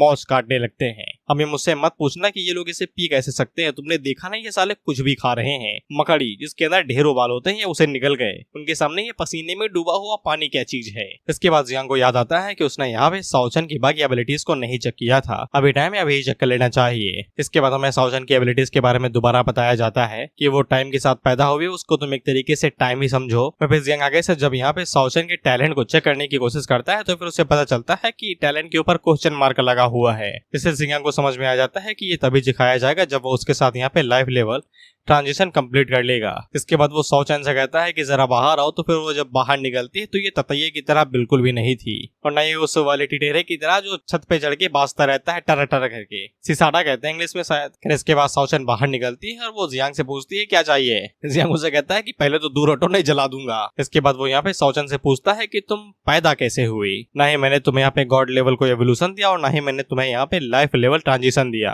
तुम यहाँ पे डायरेक्ट ह्यूमन फॉर्म के अंदर कैसे आ सकती हो। इस पे साओचन आगे से बताती है कि सभी चीजों को टाइम लगता है ग्रो होने में, लेकिन वो पूरी तरीके से अलग है क्योंकि वो खुद ही टाइम है। जैसे जियांग को समझ में आ जाता है कि उसे यहाँ पे लाइफ लेवल ट्रांजिशन इस्तेमाल करना ही पड़ेगा साओचन के ऊपर, तभी उसे यहाँ पे टैलेंट और बाकी सभी चीजें यहाँ पे अनलॉक होंगी। साथ ही में यहाँ पे साओचन को गॉड गिवन एवोल्यूशन पॉइंट जो भी था वो भी देता है, जिससे साओचन का जो कैरेक्टर यहाँ पे अनलॉक था वो पूरी तरीके से अनलॉक्ड हो जाता है। ये मैंने क्या बोला भाई। अब देखो यहाँ पे साओचन के पास ज्यादा ज्यादा स्किल नहीं, लेकिन एक चीज जानने की जरूरत है कि सौचन यहाँ पे मॉन्स्टर्स को खा के अपने आप को लेवल अप नहीं कर सकती है। अगर उसका लेवल यहाँ पे इंक्रीज करना है तो फिर जियांग को यहाँ पे कुछ कंडीशंस को फॉलो करना पड़ेगा। बेसिकली जियांग यहाँ पे सिर्फ 4 तरीकों का इस्तेमाल कर सकता है सौचन को अपग्रेड करने के लिए, वो की है लाइट वाटर 10 ड्रॉप्स, इनका इस्तेमाल करके वो सौचन को अपग्रेड कर सकता है। दूसरा है tributaries of long river water time, यानी कि वो उस पानी का इस्तेमाल कर सकता है, बेसिकली समय धारा का इस्तेमाल कर सकता है उसको अपग्रेड करने के लिए। तीसरा है टाइम फ्रेगमेंट्स, जो कि 3 लगेंगे। और चौथा है टाइम रिलेटेड मैजिक वेपन्स, और मैजिक वेपन को यहाँ पे कम से कम 4th लेवल का होना पड़ेगा, तब कहीं जाके सौचन अपग्रेड हो पाएगी। जियांग का बिल्कुल सेम रिएक्शन था जैसा हम लोग क्वेश्चन पेपर देख के कहते हैं कि ये तो साला नई चीज है,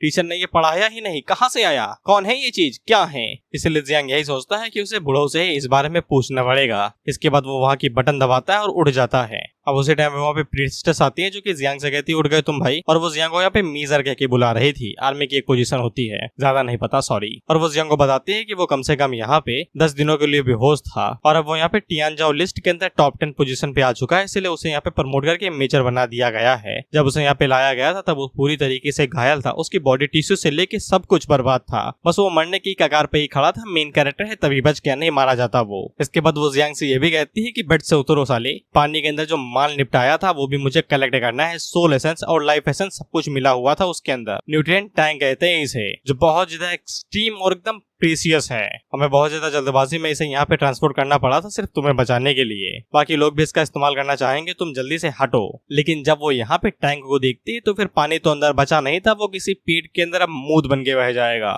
उस प्रिंसेस का आगे से मुंह बन जाता है, वो पूछती है पानी कहाँ गए, पी गए क्या। और जियांग आगे से कहता भी है कि उसे प्यास लगी थी, वो पानी ही पी गया साली। ये सब कुछ कह के ये गर्व तो अपने ऊपर इतना फील कर रहा है जैसे कि इसने ही पूरा पहाड़ अपने कंधों पे लाद लिया हो। अब उसी टाइम में यहाँ पे बुढ़ऊ आता है जो कि जियांग से कहता है कि मैंने तो सोचा था कि तुम 2-3 महीनों के लिए उठोगे ही नहीं, लेकिन तुम तो उठ गए। वह फिर वो प्रिंसेस या फिर नर्स जो भी हो वो यहाँ पे डुवान को बता देती है कि हरामी ने पूरा पानी ही निगल लिया, अब हम लोग यहाँ से खाली हाथ जाएंगे। इसके बाद डुवान बुढ़ऊ को भी ये सारी बात बताता है कि तुम्हारे चहीते ने यहाँ पे पूरा टैंक ही निगल लिया है, पानी की बूंद नहीं बची उसके अंदर। पता भी है कि वो पानी कितना ज्यादा यहाँ पे जरूरी था, उसकी टोटल कीमत यहाँ पे 2 लाख मेरिट पॉइंट्स के बराबर है। लेकिन बुढ़ऊ को यहाँ पे घंटा फर्क नहीं पड़ता, वो उसे कहते हैं जाओ जाके देखे यार, तुम बेटे को देखो यार, तुम कितना वो खुशहाल है, एकदम भला चंगा हो गया है। वह पे बुढ़ऊ जियांग को बताते हैं कि तुमने जो पानी गटका है पता है वो कितना ज्यादा कीमती है, अगर कोई भी नॉर्मल बंदा या फिर ऑर्डिनरी बंदा उसके अंदर डुबकी मार ले एक बार तो वो साला यहाँ पे 100 से ज्यादा सालों तक जी सकता है। इसे जियांग को समझ में आ जाता है कि इसलिए साउजिया यहाँ पे तलपे जा रहा था उसे ढकोड़ने के लिए। और फिर बुढ़ऊ यहाँ पे जियांग को मेरिट पॉइंट के बारे में बताते हैं कि इसकी वैल्यू तुम अभी तक जानते नहीं हो, अगर तुम्हारे पास खरीदने के लिए कुछ भी ना हो तो फिर तुम उसका इस्तेमाल करके कुछ भी एक्सचेंज कर सकते हो। स्पेस जियांग आगे से एक्साइटेड होकर पूछता है तो फिर क्या वो यहाँ पे लाइट वाटर एक्सचेंज कर सकता है। बुढ़ऊ आगे से कहता है नहीं कर सकता रे तू, वो एक बहुत ज्यादा रेयर चीज है, यहाँ तक कि सिर्फ उसके बारे में सुना है किसी ने कि वो अबायस के अंदर मिलता है, आज तक देखा किसी ने नहीं, जस्ट लाइक एलियंस। इसके बाद वो लॉन्ग रिवर ऑफ टाइम के बारे में पूछता है तो बुढ़ऊ मना कर देते हैं। इसके बाद वो पे टाइम रिलेटेड वेपन्स के बारे में पूछता है कि वो तो मिलेंगे ना, कम से कम यहाँ पे उनका लेवल 4 होना चाहिए। बुढ़ऊ से कहते हैं माल फूक क्या हो तुम, पानी तुमने गटक ली है वो तुम्हारे दिमाग के ऊपर असर कर रहा है, जाओ जाके मूत के पहले दिमाग अपना सही करो। इसके बाद ये एकदम रोते हुए यहाँ पे टाइम फ्रेगमेंट्स के बारे में पूछता है, जिसपे बुढ़ऊ आगे से बताते हैं कि टाइम फ्रेगमेंट मिलने की उम्मीद है। जिसके बाद वो डुवान से कहता है कि तुमने इसके बारे में सुना है। डुवान आगे से कहता है कि तुम मेरा दोबारा फायदा उठा रहे हो सिर्फ जियांग के खातिर, लेकिन मैं तुमसे गुस्सा नहीं हूँ, इसलिए मैं बता देता हूँ कि टाइम फ्रेगमेंट काफी ज्यादा खतरनाक प्रोडक्ट होते हैं। ये फ्रेगमेंट तभी बनते हैं जब यहाँ पे एशियंट डायमेंशन ड्यून्स आपस में टकराती हैं, तब इनके फ्रेगमेंट बनते हैं। ऐसे फ्रेगमेंट ग्रिड्जिया के अंदर सिर्फ 2 ही हैं जिनको यहाँ पे 1.5 लाख मेरिट पॉइंट से एक्सचेंज करना पड़ेगा।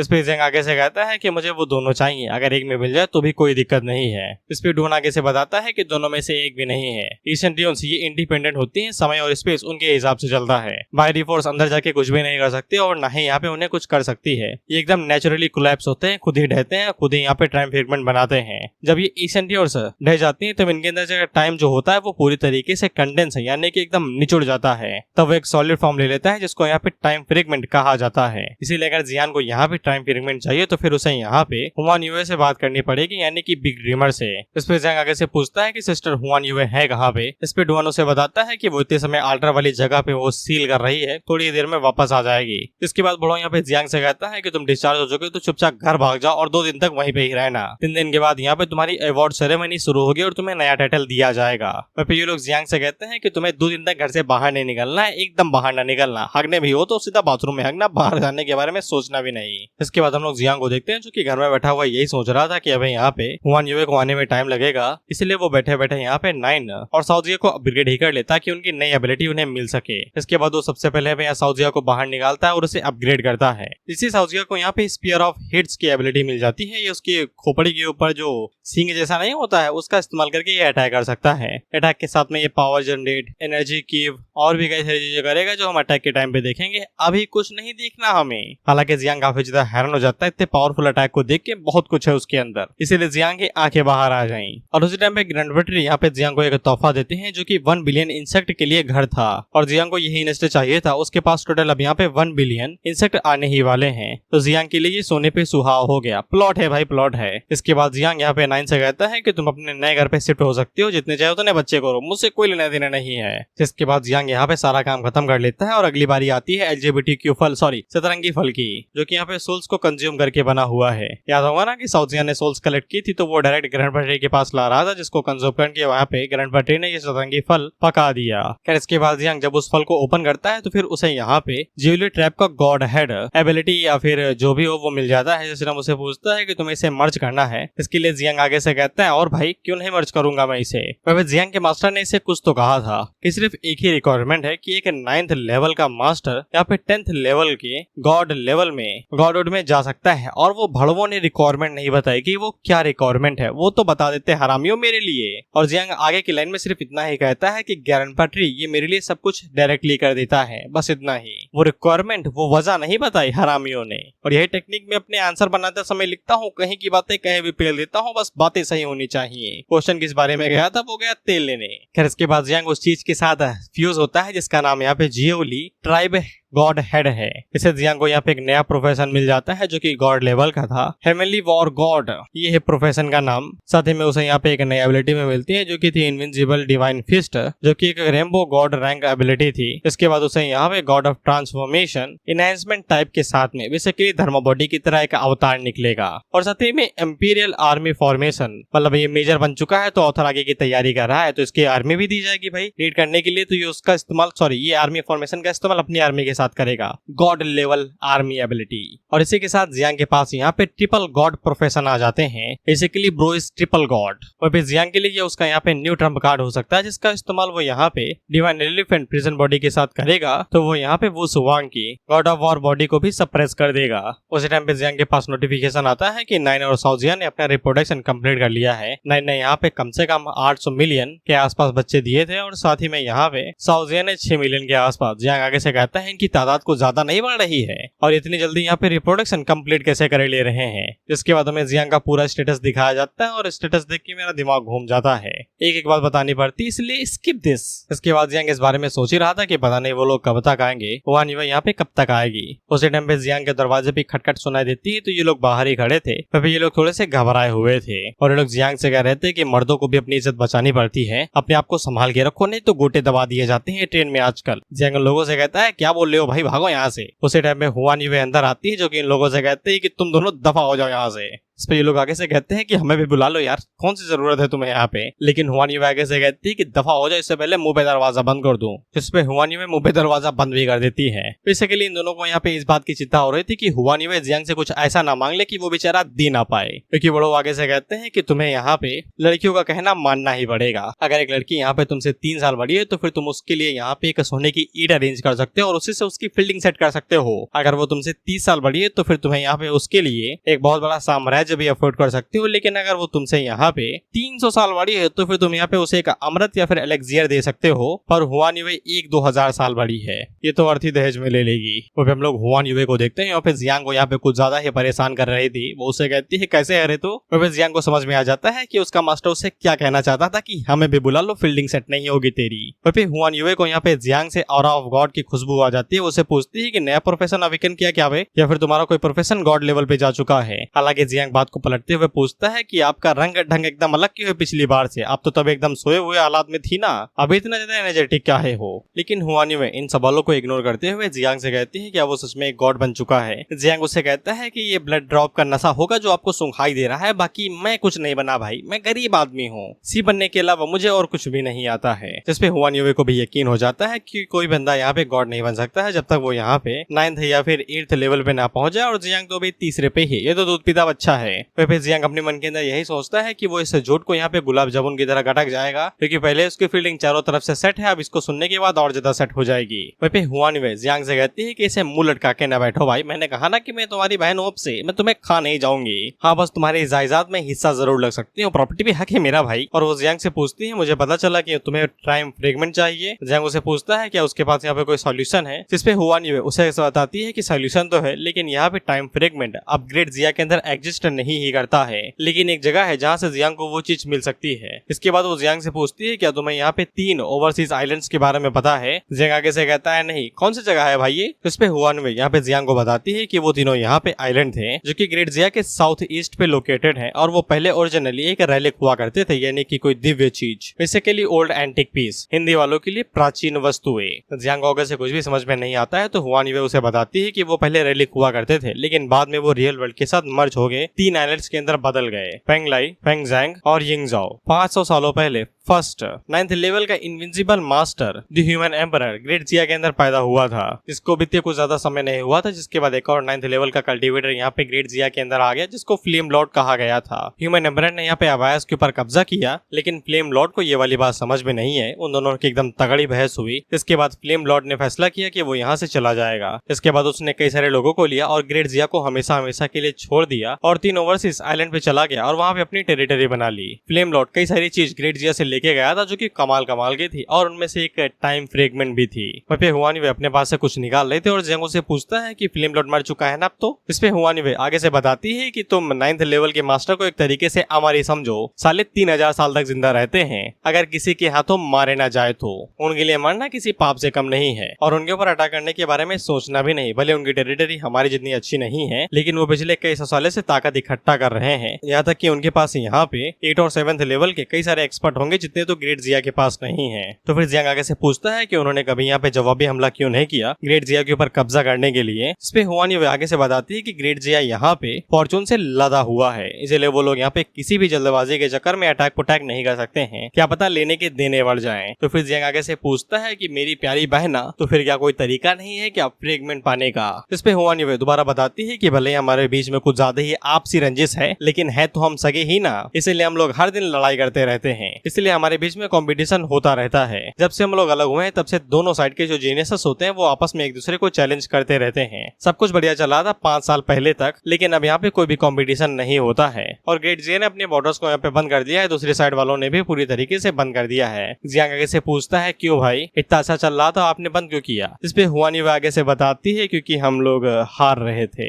1-2 बार हार जलती है भाई, लेकिन 100 बार कौन हारता है यार, 100 सालों से हारते हुए आ रहे हैं हम लोग, इज्जत भी है, मान सम्मान की बात होती है, कुछ इतनी ज्यादा बेइज्जती के बाद तो कोई बंदा अपनी हाथ ही काट ले, लेकिन हम तो कम से कम जिंदा तो हैं। लेकिन ये साल थोड़ा सा अलग है, उन लोगों के पास यहाँ पे कई सारे जीनियस और ऊपर से जियान भी है, मेन कैरेक्टर, इसलिए दूसरे शब्दों में ये कहा जा सकता है अगर वो लोग यहाँ पे इस बार कंपटीशन के अंदर जाते हैं तो फिर वो लोग जीत सकते हैं, और अगर वो लोग जीतते हैं तो फिर उनके हाथों में यहाँ पे टाइम फ्रेगमेंट की झड़ी लग सकती है। तो जियांग आगे से मुंह बना के एक्साइटेड होने ही वाला था, लेकिन उससे पहले हुआ न्यू आगे से बता देती है प्रोसीजर लंबा है, सवाल चाटना पड़ेगा, इसलिए चुपचाप बैठ जाओ। रेगुलेशन के हिसाब से यहाँ पे दोनों साइजेस कई सारे जीनियस को भेज सकते हैं जिनकी उम्र यहाँ पे 30 से नीचे हो, इसलिए तुम लोग डिसएडवांटेज के अंदर रहोगे। लेकिन जियांग को कोई फर्क नहीं पड़ता था, जब तक उसे यहाँ पे टाइम फ्रेगमेंट मिलता है वो साला आग के ऊपर चलने को रेडी है। ये सब कुछ बताने के बाद हुआ न्यू यहाँ से जाने लगती है, और बड़ों की तरह वो भी जियांग से यही कहती है कि यहीं पे ही रहो, बाहर ना निकलियो। बाहर की तरफ हालात कुछ ज्यादा ही खतरनाक होते जा रहे हैं, कई सारे ताकतवर लोग हैं जो कि यहाँ पे तुम्हें निशाना बना रहे हैं, और उन्होंने तुम्हारी फील्डिंग पूरी तरीके से सेट कर रखी है। हेवनली रैंक की लिस्ट के अंदर तुम एकदम टॉप पोजीशन पे, और तुम्हारे लिए माल की संख्या बढ़ा दी गई है। साकुरा किंगडम, किंगडम ऑफ शिवा,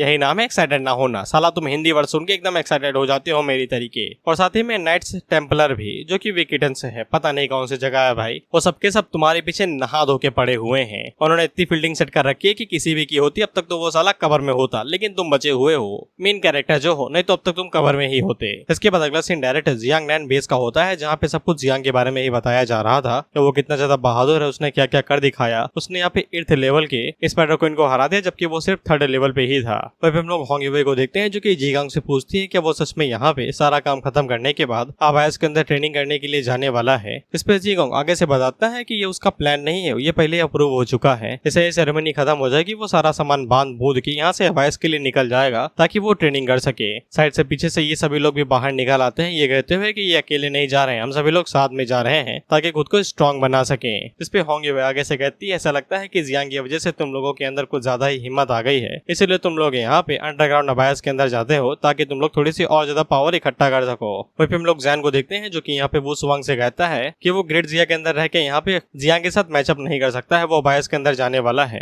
वो सुवांग के बारे में क्या, वो सुवांग आगे से कहता है कि चलो साथ में चलते हैं यार, थोड़ी बहुत अलग अलग रेसेस के बंदों को मारेंगे तो रेस बन जाएंगे और यही चीज हम लोगों के लिए सूटेबल भी रहती है। तो जैन उसे कहता है कि साथ में चलें, लेकिन ये ना भूलना कि हमारे बीच में जो लड़ाई है वो अभी तक खत्म नहीं हुई है, मौका मिलेगा तो वहीं पे ही तुम्हें निपटा दूंगा। वो सुवांग आगे से कहता है ऑल द बेस्ट। फिर इसके बाद हम लोग डुआन को देखते हैं और इसकी स्पीच एकदम दमदार थी। ये लोगों से कहता है कि मैं यहाँ पे सीट गर्म करने के लिए नहीं आया हूँ, चुपचाप सीधी बात बोलूंगा, सुनना है तो सुनो, नहीं भाड़ में जाओ, लंबी स्पीच मुझे देना नहीं आती। वो इसी तरीके से बात कर रहा था। इसके बाद वो उनकी बेइज्जती करने के बाद कहता है कि चलो मैं तुम लोगों को यहाँ पे सीधा मेन अपील से ही मिलवाता हूँ। इसके बाद मुझे सबसे पहले हुआन यूवे का नाम लेता है, उसे बुलाता है। इसके बाद जियांग जिसको यहाँ पे मेडल देके उसका नया टाइटल दिया जाने वाला था जो कि मेजर का था। इसके बाद हम लोग हुआन यूवे को देखते हैं जो कि अपनी कमांडिंग चीफ की यूनिफॉर्म में थी और ये जियांग को भी तैयार करके लाई है। उसे कहती है कि बाहर आओ, शर्मा काहे रहे हो। इसके बाद जियांग बाहर निकलता है और मुझे ये पहले जैसा ही लग रहा है, थू 2 कौड़ी का इंसान। इसके बाद जियांग को उसका मेडल दे दिया जाता है और जियांग की खूबसूरती देख के ये लोग बौखला जाते हैं। हम लोग होंग यूवे की लाइनें देखते हैं जो कि आगे से कहती है ये अचानक से इतना खूबसूरत कैसे हो गया, पक्का प्लास्टिक सर्जरी करवा के आया है, कोरिया जो गया था। हम लोग टेंजिन को देखते हैं और मैं कुछ नहीं कहूंगा, तुम शादीशुदा हो, तुम काहे शर्मा रही हो। इसके बाद हम लोग महिला मित्र समुदाय को देखते हैं और इनके बारे में बताने की जरूरत नहीं है, चेहरा ही बता रहा है सब कुछ। वहीं पे हुआन यूवे जियांग से कहती है कि ये यूनिफॉर्म कुछ ज्यादा ही खूबसूरत नहीं लग रही है तुम पे, वापस ले लूं क्या। इसके बाद डुआन लोगों से कहता है चुप रहो यार तुम साला। इसके बाद वो लोगों से कहता है कि सबसे पहले अब जियांग का टाइटल बताओ, उसको टाइटल क्या दिया जाए। टाइटल एक तरीके से नाम ही होता है जिससे तुम्हारी पहचान होती है। जैसे कि हम लोग धर्म के नाम पे वोट देने वालों को किस नाम से जानते हैं, अंधभक्त। इस अंधभक्त वाली चीज को ही टाइटल कहा जाता है। इसलिए सभी लोग आगे से चिल्लाते हुए कह रहे थे कि इंसेक्ट डीमन ये दो साले को टाइटल विच इज सुटेबल। उसके पास ऐसे इंसेक्ट हैं जो कि डीमन के बराबर ही हैं। तो भाई जियांग आगे से कहता है इतनी नफरत का है मुझसे भाई, कीड़े हैं इसका मतलब ये थोड़ी नहीं कि साला मैं डीमन हूँ। अगर ये नाम मुझ पे लग गया तो ये दामन पे मेरे दाग हमेशा के लिए लगा रहेगा। लेकिन उसी टाइम पे हुआन यूवे बीच में कूदती है और वो सभी लोगों से कहती है कि एक सेकंड, मैं यहाँ पे नाम चूज करने वाली हूँ, तुम लोगों ने जो ओपिनियन बताया काफी ज्यादा घटिया है। और वो जियांग का यहाँ पे टाइटल स्कोर्च मुनार्क में शिफ्ट कर देती है। स्कोर्च का मतलब होता है काफी ज्यादा ट्रबल देने वाला इंसान या फिर कोई चीज। बाकी मोनार्की के बारे में तुम्हें पता ही है, बहुत बड़ा शासन करने वाला। तो फिर जियांग को भी ये टाइटल पसंद आता है और हुआन यूवे उसे कहती है मुझे पता था कि तुम्हें ये टाइटल पसंद आएगा। साथ ही में जियांग को यहाँ पे स्पेशल टाइटल भी दिया जाता है जो कि यहाँ पे किंग ऑफ ज़ेनहाई यानी कि बाकी सिटीज का लॉर्ड। अब उसके अंदर यहाँ पे ऐसी कई सारी टेरिटरीज आ जाएंगी और वो यहाँ पे कुछ आर्मी फॉर्म्स को भी कंट्रोल कर सकता है और वो सिटी के गवर्नर की तरह काम भी कर सकता है। बेसिकली वो एक कंट्री को पूरी तरीके से चला सकता है। हुआन यूवे उन लोगों को ये भी बता देती है कि जियांग यहाँ पे सिर्फ वॉर जोन्स को ही कंट्रोल नहीं करेगा, बल्कि जब वो पूरे ग्रेट जिया के अंदर ट्रैवल करेगा तो फिर उसके पास ये भी अथॉरिटी रहेगी कि वो किसी की जान भी ले सकता है और उसका औहदा यहाँ पे किसी गार्डियन से दुगना है। इसलिए तुम उसे मार्शल गॉड के बराबर का समझ सकते हो, जैसे कि जुआनजी और शॉर्ट गॉड है, बिल्कुल उस तरीके। जिसपे जीगोंग आगे से कहता है कि इसका आखिरी वाले सेंटेंस का मतलब क्या है भाई, मुझे कुछ समझ में नहीं आया। बाकी लोगों को भी समझ में नहीं आता है कि इसका मतलब क्या है। वो सिर्फ अभी तक 18 का भी नहीं हुआ है, लेकिन उसके बावजूद उसे यहाँ पे मार्शल गॉड के बराबर का समझा जा रहा है। और फिर जियांग को यहाँ पे सी एरिया की सभी साइड्स को दे दिया गया है, तीनों साइड्स को। इसका मतलब ये है कि जियांग की टेरिटरी के अंदर यहाँ पे ओवरसी 3 आइलैंड्स भी आते हैं, जिनके बारे में हुआन यूवे ने पहले बताया था। इसके बाद जियांग को यहाँ पे उसका घर पे रखने वाला मेडल दिया जाता है, जिसको वो छाती पे लटका नहीं सकता। अब उसी टाइम पे यहाँ पे एक असैसिन आ जाता है जिसका नाम यहाँ पे सुसेंग था, जो कि लैंड ऑफ साकुरा से आया है। जिसके बाद ये लंबा चौड़ा नाम बताता है कि साला खानदान बता रहा है कि जिला बता रहा है, सिंगल नाम लो ना, ये क्या होता है ताका माका गा हारा ओंदा, जो कि यहाँ पे याता माता नो ओकाकामी के ऑर्डर्स पे यहाँ पे आया है जियांग को कांग्रेचुलेट करने के लिए। लेकिन वो आखिर में कहता है कि चैलेंज के जरिए वो यहाँ पे जियांग को कांग्रेचुलेट करने के लिए आया है। वो इस बंदे का लेवल यहाँ पे पीक 5th लेवल था और जियांग तो बस अभी यहाँ पे 3rd लेवल पे गया ही है। अगर ये यहाँ पे जियांग के साथ भिड़ता है तो फिर वो आसानी के साथ जियांग को हरा देगा। इनकी याददाश्त कमजोर है, ये भूल गए हैं कि जियांग ने यहाँ पे 8th लेवल की स्पाइडर डीमन को हराया था। हालांकि बड़ों को यहाँ पे कुछ भी करने की जरूरत नहीं थी, क्योंकि स्टेज के ऊपर पहले से ही यहाँ पे हुआन यूवे थी। वहीं पे हुआन यूवे उस बंदे को घूरते हुए कहती है कि तुम सैनिक के बीच में उंगली कर रहे हो और मुझे उंगली करने वाले बिल्कुल भी पसंद नहीं है। लेकिन ड्रीमर कुछ कर बर्बादी की उससे पहले ही जियांग उसे रोक देता है, ये कहते हुए कि उसे कुछ भी करने की जरूरत नहीं है। अगर वो यहाँ पे कुछ भी नहीं करेगा तो फिर वो अपना शकल कैसे दिखाएगा जब उसे यहाँ पे किंग ऑफ जेनाई का टाइटल दिया गया है। इसलिए वो यहाँ पे सभी लोगों को दिखाना चाहता है कि वो कंट्री को कंट्रोल करने के लिए कितना ज्यादा कैपेबल है। जिसपे हुआ नहीं, उसे कहती है ठीक है यार, तुम्हें जो करना है वो करो, मुझे कोई फर्क नहीं पड़ता, मुझे बस तुम्हारी परफॉर्मेंस देखनी है। वो बंदा जियांग से कहता है कि उसने यहाँ पे खुले में उसे इसलिए चैलेंज किया है क्योंकि उसको ऐसा लगता है कि ग्रेट जिया यहाँ पे एक अच्छी कंट्री है और यहाँ पे रहने वाले एकदम सभ्य आदमी है, इसलिए वो इतनी दूर से यहाँ पे उसे चैलेंज करने के लिए आया है। जियांग उसे कहता है बकवास बंद करो, पहली बात तो असैसिन इस तरीके से काम नहीं करते, वो एकदम अंधेरे में रह के एकदम घात लगा के हमला करते हैं, तो मुझे एकदम खुला खुला चैलेंज काहे लिए कर रहे हो, इसे तो यही लगता है कि तुम यहाँ पे बलि का बकरा बनने वाले हो। इस पे ये बंदा जियांग से कहता है कि इस बात का पता तो तभी चलेगा जब तुम उसे लड़ाई करोगे, और एक शर्त रहेगी, अगर तुमने 9 विंग मियास्मा का इस्तेमाल किया तो फिर तुम बाहुबली ने जैसा तुम कहते हो। अब मुझसे ये मत कहना कि तुम यहाँ पे बिना 9 विंग मियास्मा के साथ फाइट नहीं कर सकते हो। जियांग उसे कहता है कि उंगली करने के तरीके तुम्हारे कुछ ज्यादा ही गंदे हैं, इसमें सुधार करो। जियांग उसे कहता है कि वैसे भी मेरा मन यहाँ पे कुछ धुआं करने का नहीं है, इसलिए मैं तुम्हारी रिक्वेस्ट को एक्सेप्ट करता हूँ। इसके बाद वो आगे से थंडर गॉड डोमेन का इस्तेमाल करता है और उसके बीस्ट के ऊपर यहाँ पे हेवनली टेलीविजन से हमला करता है, जिसपे उस बीस्ट की चीखें निकल जाती हैं। इसे तो वो बंदा भी हैरान हो जाता है कि ये क्या हुआ, और जियांग उसे कहता है क्या हुआ भाई, तुम्हारी सारी हिम्मत कहाँ पे चली गई। उस टाइम में वो बंदा आगे से यहाँ पे इल्यूजन का इस्तेमाल करता है और जियांग के ऊपर इल्यूजन से हमला करने की कोशिश करता है, लेकिन तुम्हें पता है कि जियांग के ऊपर इल्यूजन का कुछ भी असर नहीं होता, इसलिए वो उस बुल्ली के मुंह के ऊपर एक घुसा मारता है तो उसके दांत टूट जाते हैं। लेकिन ये भी चीज पूरी तरीके से इल्यूजन थी। उसी टाइम पे वो बंदा बाहर निकलता है और जियांग के ऊपर हमला करते हुए कहता है कि तुम हारे गए, जो स्ट्राइक मेरे ऊपर लगी थी वो भी एक इल्यूजन ही था, जो कि यहाँ पे खासकर उस लाइटनिंग स्ट्राइक को डॉज करने के लिए बनाया गया था।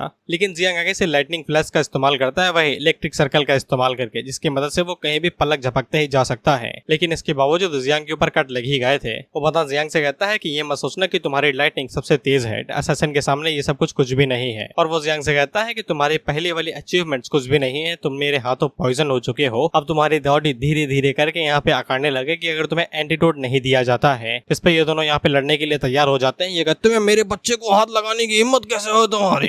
जियांग इन लोगों से कहता है कि तुम लोग कुछ भी ना करना, साला जो इज्जत दी है वो छीन लोगे तुम लोग, मैं इसे खुद ही संभाल लूंगा। और फिर वो बंदा जियांग से कहता है कि सही फैसला लिया तुमने, अब मुझसे ये मत कहना कि तुम यहाँ पे 9 विंग्ड मियास्मा का इस्तेमाल करने वाले हो, खुद को शर्मिंदा कर दोगे तुम, या फिर तुम दोबारा यहाँ पे एशियंट गॉड ब्लड ड्रॉप का इस्तेमाल करने वाले हो खुद को पावर अप करने के लिए, जिसके बाद एक हफ्ते के बाद दोबारा कोमा के अंदर चले जाओगे, या फिर तुम यहाँ पे एक 9 लेवल का डार्क डीमन समन करने वाले हो जो कि यहाँ पे हेवनली डाउ से डिस्ट्रॉय हो जाएगा। जियांग उसे कहता है उंगली करने में तुम्हारा कोई जवाब नहीं है, लेकिन मैं यहाँ पे कुछ नई टेक्निक्स का इस्तेमाल करने वाला हूँ। वह पे उस बंदे ने जो जियांग के ऊपर पॉइजन इस्तेमाल किया था उसे 9 जूस समझ के पी जाती है, उसकी बॉडी के ऊपर पॉइजन का कोई भी असर नहीं होता। जियांग उसे कहता है कि तुम नशे में हो गया, साला ये लोग मुझे पॉइजन डीमन ऐसे ही थोड़ी ना चिल्लाते हैं, पॉइजन के मेरे ऊपर कुछ भी असर नहीं होता। इसके बाद जियांग यहाँ पे स्पीयर ऑफ हेड्स का इस्तेमाल करता है और उस बंदे के ऊपर वो यहाँ पे स्पीयर से अटैक करता है। वो बंदा उसे कहता है कि तुम्हारे पास डार्क एबिलिटी भी है, ये तो कुछ ज्यादा ही अजीब बात है। इसके बाद इसकी फटती है, ये कहता है कि तुरंत रिट्रीट करो यहाँ से, नहीं तो मैं मारा जा सकता हूँ। और ये जियांग से कहता है कि अलविदा दोस्त, दोबारा मिलेंगे। जियांग उसे कहता है दोबारा मिलेंगे कब भाई, मैं तो तुम्हें जाने ही नहीं देने वाला। इसके बाद जियांग यहाँ पे अपनी स्पेस को एकदम टेंटिकल की तरह कंट्रोल करता है और टेंटिकल का इस्तेमाल करते हुए वो उस बंदे के पीछे ही लग जाता है और उसके सीने को छू के उससे पार हो जाता है। और जियांग उसको मार के कहता है कि चलो भाई, सेरेमनी खत्म करने का समय आ चुका है। जिसे वहाँ पे जितने भी लोग थे वो सभी एकदम हैरानी हो जाते हैं कि जियांग ने इतनी आसानी के साथ में यहाँ पे एक 5th लेवल के बंदे को कैसे हरा दिया। और ऊपर से उसने जो यहाँ पे स्पीयर अटैक किया था वो तो एकदम टेंटिकल की तरह था, साला वो हर एक एंगल से मुड़े जा रहा था। इसी हैरानी भरे माहौल के बीच में हम लोग ज़ो युवे के फादर को देखते हैं, जो कि बुढ़ो से पूछते हैं कि तुम्हारे डिसाइपल के पास यहाँ पे इतनी अलग अलग तरीके की एबिलिटीज हैं जिनके बारे में तुम्हें ही नहीं पता है। बुढ़ो को यहाँ पे इन सभी चीजों के बारे में घंटा कुछ नहीं पता था कि जियांग के पास कौन कौन सी एबिलिटीज हैं, लेकिन बेइज्जती ना हो तो वो आगे से कह देते हैं कि मुझे पता है, बस मेरा चेहरा ऐसा बना हुआ है क्योंकि मुझे यहाँ पे उसकी चिंता होती है। और वो मन के अंदर जियांग को यहाँ पे भर भर के गालियां ही देता है। और फिर जुआन युवे के फादर बुढ़ो से बताते हैं कि उनके पास यहाँ पे जॉब चेंजर को लेके कोई खास जानकारी तो नहीं है, लेकिन जियांग ने यहाँ पे जो ब्लैक स्पीयर इस्तेमाल किया है उससे तो यही बात पता चलती है कि उसके पास ऐसे यहाँ पे एक डार्क प्रोफेशन भी हो सकता है जो कि ज्यादातर गॉड लेवल के ही होते हैं। इसका मतलब यही हो सकता है कि जियांग ने यहाँ पे एक और नया प्रोफेशन अवेकन किया है, अब वो यहाँ पे ट्रिपल गॉड लेवल हो सकता है। बट ये नामुमकिन सा होता है क्योंकि यहाँ पे ज्यादातर लोग 3 सोल्स को यहाँ पे हैंडल ही नहीं कर सकते हैं और ऊपर से जियांग तो बस 3rd लेवल पे ही है। इसके बाद हम लोग हुआन युवे को देखते हैं जो कि जियांग से कहती है कि बुरा नहीं था, ये बैटल यहाँ पे तुम्हारी रेपुटेशन को और भी ज्यादा बरकरार बना के रखेगा और उसे कड़ी मेहनत देगा। जियांग आगे से कहता है बैटल कूल था ना, अगली बार मैं साले को 1 के लिए मैं ट्राई करने की कोशिश करूंगा। खैर इसके बाद जियांग के लिए यहाँ पे आतिशबाजी करी जाती है और ये सबसे इको फ्रेंडली आतिशबाजी थी। साले लोग जादूगरों को बुला के यहाँ पे पटाखे फुलवा रहे हैं उनसे कि साला प्रदूषण नहीं होना चाहिए। इस पे तो प्रियंका चोपड़ा भी नहीं कह पाएगी कि क्रैकर्स कम फोड़ो, पता है ना कि पृथ्वी पे कितना पॉपुलेशन होता है सुट्टा फूंकते हुए। मीम नहीं लगा सकता भाई मैं, एडिटिंग का मैं इंचार्ज नहीं होती समय, सॉरी। इसके बाद जियांग का नाम यहाँ पे एकदम ऊंचाइयों की तरह लिया जाता है, जय जियांग कहते हुए। इसके बाद हम लोग देखते हैं कि यहाँ पे लो और उसके फादर आते हैं, जो कि यहाँ पे लो फैमिली की तरफ से और साथ ही में कॉमर्स पवेलियन चेयर मेंबर होने की वजह से बेसिकली कोई सिटी होगी उसके बिजनेस के चेयर मेंबर की तरफ से यहाँ पे जियांग को एक मैजिकल वेपन देने आए हैं गिफ्ट के तौर पे। इसके बाद वो लोग जियांग को बधाई देते हैं और उसे गिफ्ट देते हैं। हम लोग पीछे की साइड पे देखते हैं तो ये लोग भाई आपस में लड़े मरे जा रहे थे कि साले ने मौका छीन लिया हमारा, हमें पहले गिफ्ट देना चाहिए था। फिर जुआन युवे के फादर आगे से कहते हैं कि बड़ो तुम्हारे चक्कर में सब कुछ लेट हुआ है, साला मैं पहले गिफ्ट देने जाने वाला था, तुम्हारे साथ बात करने के चक्कर में ही मैं लेट हुआ हूँ। बड़ो आगे से कहते हैं इससे मेरा कोई लेना देना नहीं है, ये मेरा काम धंधा नहीं है। फिर इसके बाद जियांग जब उस केस को खोलता है तो फिर उसके अंदर से एक शॉट निकलती है जिसके अंदर से बहुत ज्यादा खतरनाक और बाहर निकल रहा था। जियांग जब उस शॉट को उठाता है तो फिर उसे पता चलता है कि ये शॉट अपने मालिक को ही खाना चाहती है, बेसिकली उसकी सोल को। लेकिन जियांग के पास यहाँ पे ग्रैंडपा ट्री है जो कि किसी भी चीज को परिवर्तित कर सकता है। बेसिकली ग्रैंडपा ट्री यहाँ पर मदर टेरेसा का मेल वर्जन है, both are good in conversion. इसके बाद जियांग उस शॉट को यहाँ पे ग्रैंडपा ट्री को दे देता है, उसे अच्छे से सिखाने के लिए कि गंदी बात नहीं करते हैं। इसके बाद वो शॉट यहाँ पे एकदम पूरी तरीके से बढ़िया हो जाती है और वो जियांग का कहना मानने लगती है और वो जियांग को रिजेक्ट नहीं करती है और न ही उसके ऊपर अटैक करने की कोशिश करती है। वो जियांग को अपना मास्टर मान लेती है। ये देख के लू के फादर काफी ज्यादा हैरान हो जाते हैं, लेकिन उन्हें इस बात की उम्मीद नहीं थी। वहीं पे लू उनसे कहती है कि मैंने कहा था ना कि यही गिफ्ट लेके चलिए। लू के फादर आगे से कहते हैं कि ये गिफ्ट मेरी बेटी ने चूज किया था, उसे अच्छे से पता है कि दमाजी को क्या पसंद है। इस पे लू शर्माते हुए कहती है कि अभी शादी की बात भी नहीं हुई, दमाजी ना गई है उसे। फिर इसके बाद लू के फादर यहाँ पे जियांग को बताते हैं कि इस नाइफ या फिर वेपन या फिर शॉट जो भी हो, अब ये तुम्हें किस एंगल से चाकू लगती है भी, घुसा दो तो किसी आदमी के आर पार हो जाए। खैर वो जियांग को बताते हैं कि इस नाइफ को यहाँ पे हेवनली सिन कहा गया है और ये 4th लेवल का डिवाइन वेपन है और गेट जिया की डिवाइन वेपन लिस्ट के अंदर इसकी रैंक यहाँ पे 11 है। हेवनली सिन शॉट यहाँ पे वेपन्स के बीच में सबसे खतरनाक बीस्ट शॉट में से एक मानी जाती है। जब यहाँ पे हेवनली सिन का इस्तेमाल होगा तब ये अपने एनिमीज को मारेगी, नहीं तो ये बैक फायर करके यहाँ पे अपने यूजर यानी कि मास्टर को ही चोट पहुंचा देगी। इसके बाद वो जियांग को ये भी बताने वाला था कि बुढ़ो यानी कि जियांग के मास्टर को भी ये शॉट दी गई थी, लेकिन शॉट ने उन्हें वो आगे कुछ कह पाते इससे पहले बुढ़ो पीछे से खांसते हैं तो फिर लू के फादर को समझ में आ जाता है कि रिश्ता कैंसिल हो सकता है। इसलिए वो जवान को संभालते हुए कहते हैं कि वो शॉट उन्हें पसंद नहीं है, इसलिए उन्होंने रिजेक्ट कर दिया था इसे। लेकिन हुआन युवे हंसते हुए बताते हैं कि जब बुढ़ो ने ये शॉट लेने की कोशिश की थी तो फिर उन्हें पसंद तो बहुत आई थी, लेकिन वो शॉट को काबू नहीं कर पाए थे और उनके ऊपर हमला हो ही चुका था। लेकिन समय रहते उन्होंने शॉट छोड़ दी तो वो बच निकले। जियांग आगे से कहता है कि मैं तो शक्कर बन गया बे, गुरु तो गुरु ही रह गया। इस पे सभी लोग यहाँ पे बुढ़ो की तरफ देखने लगते हैं तो बुढ़ो आगे से कहते हैं ऐसे क्या देख रहे हो बे, कभी मास्टर नहीं देखा क्या, साला तुम लोगों से डिसेबल ज्यादा मेरा स्ट्रॉन्ग है, तुम लोगों को 7 जन्म में भी ऐसे डिसेबल नहीं बनेगा, सामने देखो चेहरे की तरफ ना देखो मेरे। और इसी के साथ ये एपिसोड यहीं पे ही खत्म होता है और हर एक परिवार यहाँ पे जियांग के लिए गिफ्ट लेके आने वाला है। और मुझे पता है कि मैं 2 दिनों की वीडियो खा चुका हूँ, 26 और 28 की। सॉरी आज 28 है ना, हाँ 1 बजे 28 दिख रहा है, सॉरी यार। 1 दिन की वीडियो खा चुका हूँ, लेकिन चिंता ना करो यार, 2 दिन में अपलोड करके हिसाब बराबर कर दूंगा। दरअसल जीपीयू लेने के लिए चला गया था 25 तारीख को, जीपीयू लाने की खुशी में मैं गेम खेलता रहा और ये साला ओवरहीट कर रहा है। अब साला तुम्हारी हाई लग गई, मैं गेम नहीं खेल पा रहा चैन से। खेलने बैठता हूँ 2 घंटे से ज्यादा हुआ नहीं कि ओवरहीट करने लगता है, कभी कभी आधे घंटे में भी नहीं खेल पा रहा भाई मैं गेम चैन से। ठंडी का इंतजार है तब दबा के खेलूंगा। So I am back to work now, क्योंकि नेक्स्ट वीडियो यहाँ पे लास्ट होगा, चैप्टर खत्म हो जाएंगे इसके बाद में, तो फिर नेक्स्ट सीरीज के बारे में बात करने लगते हैं। मैं तो सोच रहा था कि कोई नई सीरीज एक्सप्लेन कर दूंगा, थोड़े बहुत एपिसोड्स के बाद में छुट्टी मिल जाएगी मुझे, लेकिन मुझे एक कमाल की मानवा मिल गई। मैंने तुम लोगों से कहा था ना कि I can summon A God's, मैंने कहा था ना कि मैं ये एक्सप्लेन करना चाहता हूँ। अच्छी मानवा है, अच्छी तो नहीं एकदम डिसेंट सी है, लेकिन मजेदार बहुत है। अब इसका मेन कैरेक्टर हर एक बात पे कट्टा निकाल लेता है यार, शॉर्ट फाइट हार रहा है कट्टा निकाल के गोली मार दिया, बहस में कोई जीत रहा है कट्टा निकाल के गोली मार दिया, कोई कल्टीवेशन मैच हारा है तो कट्टा निकाल लिया, and that's called American cultivation technique. मजेदार सीरीज है, मुझे लगता है मजा आएगा। तो नेक्स्ट वीडियो उसी की ही आएगी।